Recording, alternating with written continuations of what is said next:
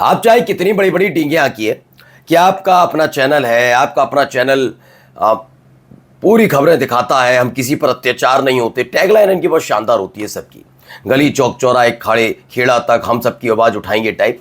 लेकिन क्या किसी ने महाराष्ट्र के उस इलाके, उस गांव की आवाज़ उठाई जहां 20 मुस्लिम परिवार सिर्फ इसलिए छोड़कर चले गए क्योंकि आए दिन उन पर सिर्फ धर्म के आधार पर हमले किए जा रहे थे, अपना अपना घर बार छोड़ दिया है। कहीं चीख पुकार, कहीं आवाज़ें उठती हुई सुनाई थी। इसीलिए इनको गोदी मीडिया कहा जाता है और दूसरों की कौड़ियाँ गिन रहे होते हैं ये। खैर, खबर ये भी निकल कर आई है कि उसके बाद गुजरात से भी क्या इस पर किसी ने छाती पीटा, कोई लंबा चौड़ा डिबेट शो किया कि ऐसे 60 परिवार हैं जिसमें मुस्लिम भी शामिल हैं, उनको एलोकेट किया गया और उसके बाद वहाँ के समुदाय के लोग उतर आए और मुसलमानों का आवंटन, मकानों का आवंटन जो विधिवत और कानूनी तौर पर था, उसे रद्द करने की डिमांड की। और इस दौरान टपोरी, मुसलमानों को टपोरी कहा गया, एंटी सोशल एलिमेंट कहा गया। अब मानकर चलिए किसी मुस्लिम इलाके में ऐसे हिंदुओं के लिए अगर व्यवस्था कर दी जाए और वहाँ पर विरोध होने लग जाए, फिर क्या होगा? फिर कहेंगे ये तो हिंदुस्तान तो हिंदुओं का, ये कहा जाता है ना। तो ये पहली बात तो सभी का है। और भी दिखाऊंगा, कई और खबरें भी हैं कैसे हिंदू मुसलमान करते करते कहाँ तक पहुँच गया है मामला। नमस्कार, मैं हूँ प्राज्वल गौतम और आप देख रहे हैं the live TV. The live TV, सच सबसे आगे। सबसे पहले ज़रा ये देखिए, एक रिपोर्ट पूरी निकलकर सामने आई। Around 20 Muslim families leave Sangli village. Sangli village दरअसल महाराष्ट्र के अंदर है। वहाँ पर after alleged Hindutva mob attack, police bias and bail celebration by accused. Police पर भी पक्षपात करने का आरोप लगा है। बेल मिली, उसके बाद जो एक्यूज्ड यानी आरोपी हैं वो नाचते गाते हैं, जिसके बाद तकरीबन 20 मुस्लिम समुदाय से ताल्लुक़ रखने वाली फैमिलियों ने, वो फैमिलीज़ जो है उन्होंने गांव छोड़ दिया। अब रोज़ाना का ये हाथापाई हो, पुलिस जिससे उम्मीद हो वो ना कर पाए। देखिए लिखा है, महाराष्ट्र के सांगली ज़िले के अराला गांव के लगभग 20 मुस्लिम परिवारों ने पुलिस पर पक्षपात का आरोप लगाते हुए बार बार सांप्रदायिक उत्पीड़न और अप्रैल में हुई हिंसक भीड़ की हिंसा के बाद अपने घर छोड़ दिए हैं। 7 जून को इन परिवारों ने न्याय पाने के लिए बॉम्बे हाई कोर्ट की कोल्हापुर बेंच तक न्याय यात्रा शुरू की। तनाव तब और बढ़ गया जब हमले के मामले में आरोपी और जमानत मिली, उसने गांव में भड़काऊ जुलूस निकालकर जश्न मनाया। इस मार्च के बाद जिलाधिकारियों ने बाहरी अधिकारियों से निष्पक्ष जांच, स्थानीय जांच अधिकारी का तबादला और अतिरिक्त सुरक्षा का भरोसा दिया। इस घटना ने ग्रामीण महाराष्ट्र में बढ़ते सांप्रदायिक तनाव और अल्पसंख्यकों की सुरक्षा से जुड़ी चिंताओं को उजागर किया है। दरअसल इससे पहले खबरें निकलकर नहीं आती थी, खासतौर पर ग्रामीण इलाकों में। आज भी मैं आपको बता दूं क्लियर कि ग्रामीण इलाकों में बहुत कम ऐसी चीज़ें देखने को मिलती है। ज़्यादातर आपको देखने को मिलेगी सेमी सिटी, जैसे मतलब तरह कस्बा समझ लीजिए, जिसे हम टाउन कहते हैं, वहाँ शहरों में तो आपको देखने को मिलेगी। लेकिन जो आज भी प्योर गांव है, वहाँ पर ऐसी एक्टिविटीज़ बहुत मुश्किल से होती है। मैं ये नहीं कह रहा, वहाँ पर भी लड़ाई झगड़े धर्म के आधार पर नहीं होते, वहाँ पर भी होते, क्योंकि वहाँ पर क्या है ना कि गाँव जो बसते हैं, मैं आपको पहले गाँव की क्लियर बात बता दूँ, गाँव सिर्फ इंसानों से नहीं बसते, एक रिश्ते बना के बसते हैं। तो जो रहीम रहे साथ में और इधर सुरेश रहे, उनके पुराने रिश्ते होंगे, रहीम के दादा के रिश्ते सुरेश के दादा से होंगे, वो निपटे हुए आ रहे हैं। हाँ, कभी दीवार को लेकर हो सकता है, नाली को लेकर कभी कभी विवाद हो जाता है, जैसे अमूमन हर जगह होता है, गाँव में होता है। कभी गाय घुस गई तो हो गया, मेरी खेती को खराब कर दी, उससे ज़्यादा कभी धर्म के आधार पर नहीं होता था। लेकिन अब वो चीज़ें वहाँ धीरे धीरे बढ़ रही हैं, ये बात भी क्लियर है, ठीक है ना। अब ज़रा यहाँ सुनिए, यहाँ क्या क्या नहीं बोला जा रहा, सुनिए। ये अलग अलग प्रकारे हमने ધ્યાનમાં આવ્યું કે ત્યાં વિદર્ભી મુસલમાનોને પણ મકાન ફાળવવામાં આવ્યા છે અને વિવિધ એરિયાના બીજા એરિયાના જે પણ લોકો જોવા આવી રહ્યા છે હિન્દુઓમાં એ પણ એક પ્રકારે ટપોરીઓ હોય એવા પરિવાર આવતા હોય એવું લાગે છે। એનો વિરોધ કરવા માટે અત્યારે અલગ અલગ સોસાયટીના લોકો અહીંયા ભેગા થયેલા છે અને જે પ્રમાણે અલગ અલગ ચર્ચા ચાલી રહી છે। तो ये मसला था 2 जून का। खैर ये तो मसला, इसमें बताया गया कि 60 मुस्लिम गवर्नमेंट ने 60 घरों को आवंटित किया। इसमें मुस्लिम फैमिलीज़ को भी आवंटित किया गया था। हिंदू मेजोरिटी एरिया था तो इकट्ठा होते हैं सारे रेजिडेंट, और न केवल रेजिडेंट इकट्ठा होते हैं बल्कि टपोरी, एंटी सोशल एलिमेंट जैसे शब्द का इस्तेमाल करके कहा जाता है इनका विरोध करो, इन लोगों को यहाँ पर बसने ना दिया जाए, इसकी अपील उस दौरान वहाँ पर की जाती है। कितने तादाद में यहाँ लोग इकट्ठा होते हैं। सूरत का ये मामला है, गुजरात के सूरत में ये सारी चीज़ें चल रही होती हैं। सोचिए, हम ज़रा सुनिए, अगर इतनी ही चिंता है, इतनी दिक्कत हो तो यहाँ भी सुन लेते हैं। क्या नाम माता जी आपका? रेणु। रेणु, आज से करीब 30 साल पहले आपके मासूम बच्चे को सलीम नाम के युवक ने मौत के घाट उतारा था। हाँ जी। क्या था ये पूरा मामला, बता सकती है?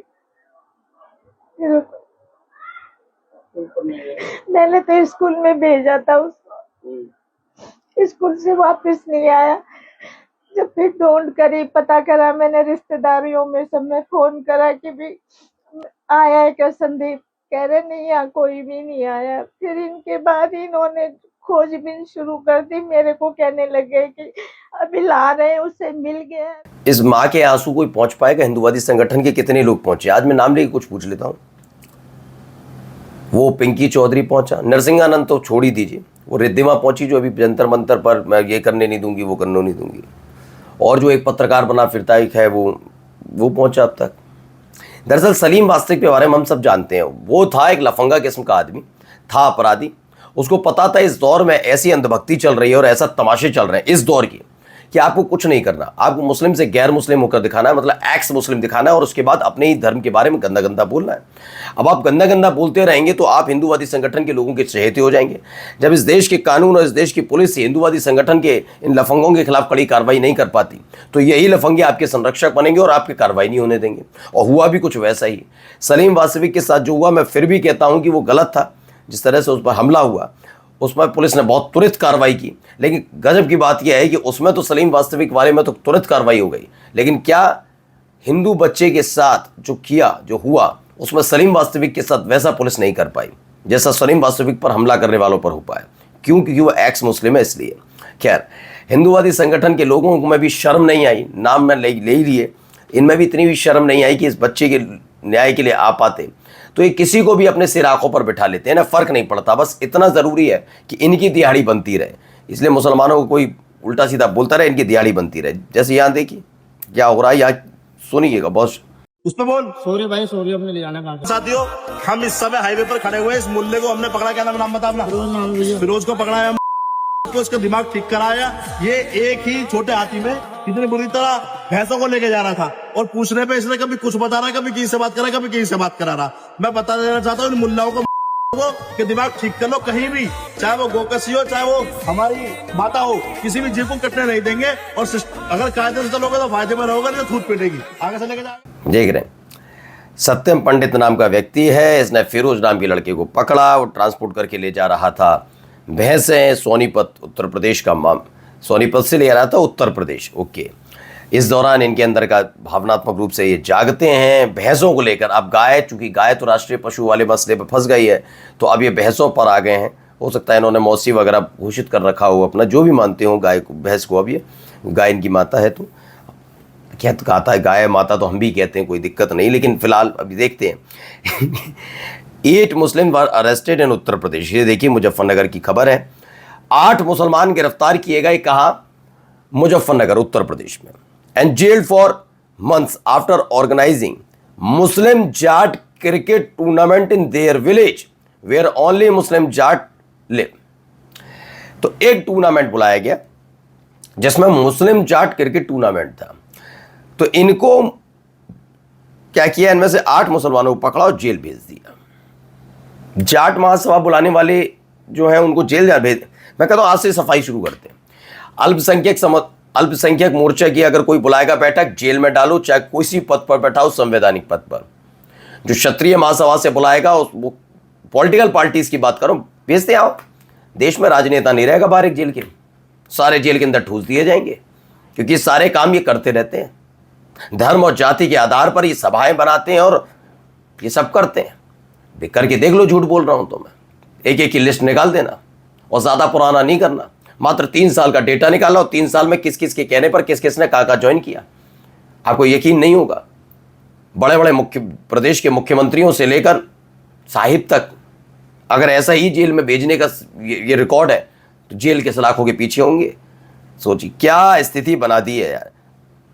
यहां देखिए,